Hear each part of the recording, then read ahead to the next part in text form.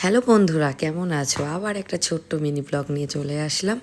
তো আজকে হচ্ছে উল্টো রথ। তো আজকে উল্টো রথে তোমাদেরকে সকাল থেকেই কিছুটা ব্লগ করার আমি চেষ্টা করছি।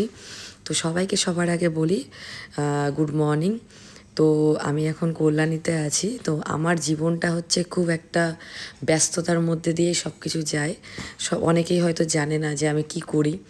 তো কিছুটা চেষ্টা করি আমি তোমাদের সঙ্গে তুলে ধরার।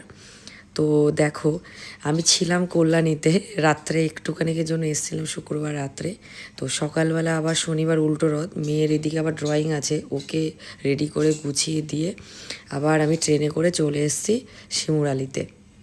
আর মেয়ে আর মেয়ের বাবা পরে ওরা গাড়িতে চলে আসবে, তাই আমি আমার মতন করে চলে এসেছি। তো এবার পুজোর বাজার তো তাড়াতাড়ি করে করতে হবে, আমাকে গিয়ে আবার সব গুছাতে হবে। অ্যাকচুয়ালি পুরোটাই আমার উপরে সব কিছু, আমিই সব কিছু করি।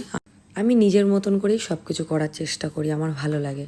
তো এবার আসি, আজকে রথ যেহেতু, আগে সব ঠাকুরকে সব কিছু আগে কমপ্লিট করে তারপরে জগন্নাথ দেবকে সব কিছু করব। তো দেখো, এরকম করেই আমি প্রত্যেক দিনই পুজো করি। যেদিন পারি না সেদিনকে মা করে। তো আমি চেষ্টা করি করার, এখন এতটাই ব্যস্ত থাকি বলে সব সময় এখন করে উঠতে পারি না।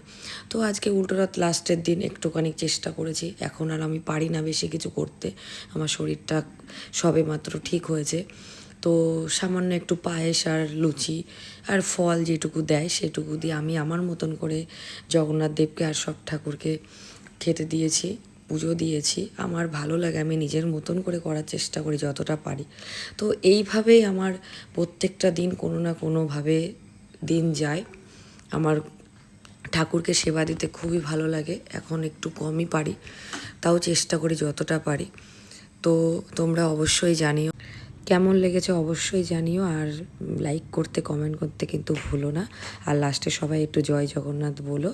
সবাই যেন ভালো থাকে, আমি এটাই চাই।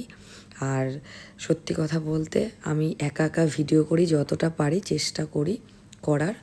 সেইভাবে একা একা করা যায় না, কেউ একজন হেল্প করলে খুব ভালো হয়। যতটা ব্যস্ততার মধ্যে পারি করি। তো ভালো লাগলে অবশ্যই লাইক দিও।